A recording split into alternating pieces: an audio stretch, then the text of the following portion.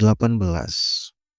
Sebagai guru, Anda menemukan bahwa salah satu siswa Anda sering terlihat lesu dan kehilangan minat dalam kegiatan kelas. Anda curiga bahwa mungkin ada masalah di rumah atau kondisi lain yang mempengaruhi kesejahteraan siswa tersebut. Bagaimana Anda sebaiknya bertindak untuk mendukung siswa tanpa melanggar batasan profesional atau privasi siswa? Jawaban pertama, segera menceritakan ini kurang tepatnya, karena segera menceritakan dugaan Anda kepada semua guru, bukannya menjaga privasi malah membocorkan. Anda memanggil orang tua siswa tersebut dan menceritakan dugaan Anda tanpa berbicara, ini juga kurang tepat, karena kita melakukan tanpa berbicara terlebih dahulu. Memanggil orang tua siswa, baik, tapi kita harus bicarakan dulu dengan siswanya. Anda mengundang siswa untuk berbicara setelah kelas, mengekspresikan kepedulian Anda dan menanyakan apakah ada hal yang ingin mereka bicarakan. Ini kemungkinan jawaban yang benar karena kita menunjukkan kalau kita peduli. Anda mengabaikan perubahan perilaku siswa tersebut. Ini tidak benar karena kita mengabaikan artinya kita tidak peduli. Jadi jawaban yang paling tepat adalah yang C. 17. Anda sebagai guru mengetahui informasi pribadi atau rahasia dari seorang siswa yang mungkin berdampak pada performa akademik siswa tersebut. Bagaimana sebaiknya Anda bertindak tanpa melanggar privasi siswa? Yang pertama, langsung mengonfirmasi siswa tersebut di depan kelas. Ini kata kuncinya, bahwa ini tidak benar ya, kurang tepat. Mengonfirmasi di depan kelas, bukannya menjaga privasi, malah teman-temannya semuanya mengetahui. B. Mendekati siswa tersebut secara pribadi dan menawarkan dukungan emosional tanpa menyebutkan detail informasi yang Anda ketahui. Yang ini mungkin saja benar, tapi coba kita lihat yang lain. Memberitahu teman-teman siswa tidak, ini tidak menjaga privasi. Mengabaikan tidak, ini artinya kita tidak peduli. Maka jawaban yang paling tepat adalah B.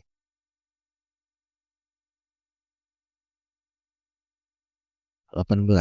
Seorang siswa memiliki masalah pribadi dan seringkali absen, namun berusaha keras untuk mengikuti pelajaran.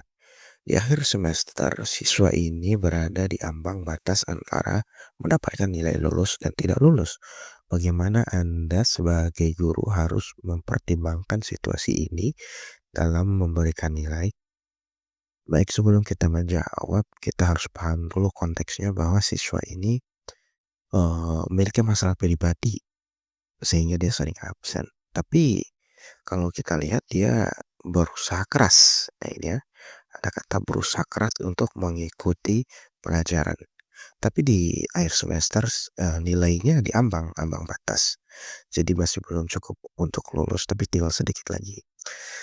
Nah, manakah jawaban yang paling benar? Yang A, memberikan siswa tersebut nilai lulus berdasarkan usaha meskipun absennya banyak. Ini tidak boleh ya.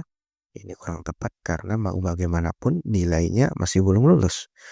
Nah, B, memberikan siswa tersebut nilai tidak lulus karena kriteria akademik tidak memenuhi meskipun ada alasan pribadi. Ini bisa saja benar, hanya saja untuk menghargai kerja kerasnya, kita mesti punya kebijaksanaan dalam hal ini ya.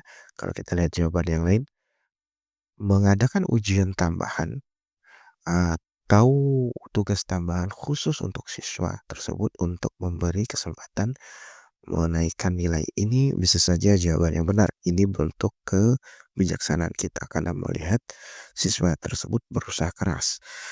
Yang terakhir D, meminta siswa tersebut untuk mengulang mata pelajaran di semester berikutnya.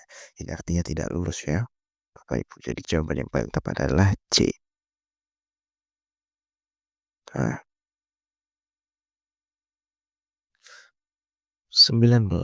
Dalam suatu kelas yang Anda ajar, Anda menyadari bahwa seorang siswa sangat berbakat dan selalu mendapatkan nilai tinggi, namun seringkali terlihat terisolasi dan tidak memiliki teman.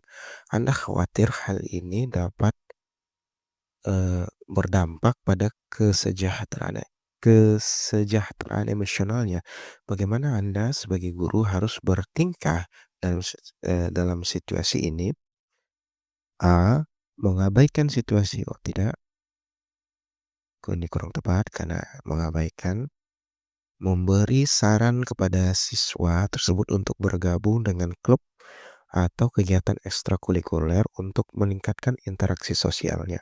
Ini bisa jadi jawaban yang benar, tapi coba kita lihat yang C. Membicarakan situasi tersebut dengan konselor sekolah agar dapat memberikan dukungan lebih spesifik kepada siswa. Ini juga bisa menjadi jawaban yang benar, hanya saja dia masih belum memberikan solusi kepada permasalahan utama dari siswa, tapi mencari solusi, lebih ke mencari solusi ya. Dia mengatur proyek kelompok atau kegiatan kelas yang mempromosikan kerjasama agar siswa tersebut memiliki kesempatan berinteraksi dengan teman-temannya.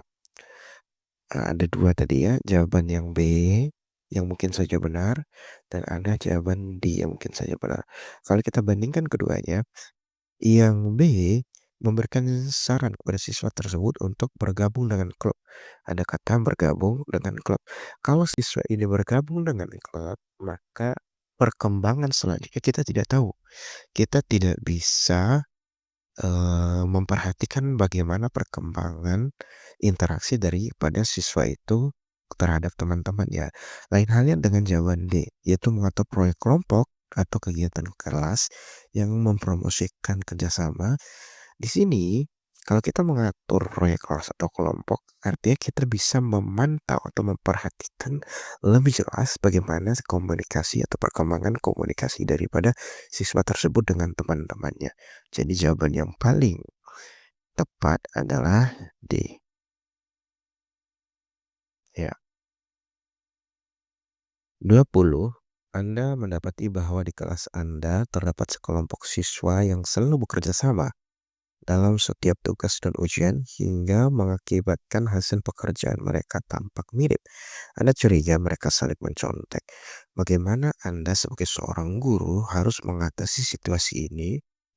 A. Menghukum seluruh kelompok dengan memberikan nilai 0 betapa tanpa komunikasi lebih lanjut. Nah, ini kurang tepat ya. Kalau kita langsung menghukum semua kelompok tanpa dengan memberi nilai tanpa komunikasi, tahu dari mana kita kalau dia beneran mencontek? Siapa tahu mereka memang belajar bersama dengan materi yang sama sehingga jawabannya sama. Kita tidak tahu. B. Secara pribadi mendekati siswa-siswa tersebut dan menanyakan tentang kemiripan hasil pekerjaan mereka. Ini bisa saja menjadi jawaban yang tepat. Hanya saja di sini, di soalnya adalah sekelompok siswa. Kita tidak tahu kalau seandainya sekelompok itu hanya 3 siswa atau 2 siswa, misalnya sekelompok itu. Mungkin bisa kita gunakan pendekatan pribadi. Tapi di sini sekelompok siswa.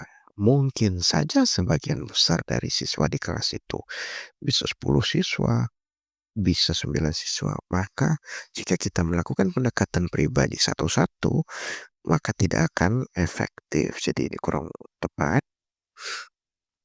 Mengatur tempat duduk yang berbeda untuk mereka dalam ujian atau tugas berikutnya tanpa memberitahu alasan sebenarnya. Ini juga kurang tepat ya. Mengatur tempat duduk yang berbeda untuk mereka. Ini baik untuk tindak lanjutnya, tapi bagaimana bagaimana tindakan kita untuk kejadian yang ini? Kejadian yang sekarang, yang jawabannya mirip itu seperti apa? Untuk selanjutnya ini bagus, tapi bukan tindakan untuk mengatasi masalah yang sekarang. D. Mengadakan sesi refleksi kelas mengenai pentingnya integritas akademik dan konsekuensi dari mencontek. Ini jawaban yang paling tepat ya, karena yang melakukannya adalah sekelompok siswa dan mungkin juga sebagian besar dari siswa, maka pilihan paling baik adalah melakukan sesi refleksi kelas agar seluruh siswa mengetahui bahwa mencontek itu tidak baik dan apa saja konsekuensinya. Jadi jawaban yang paling tepat adalah D.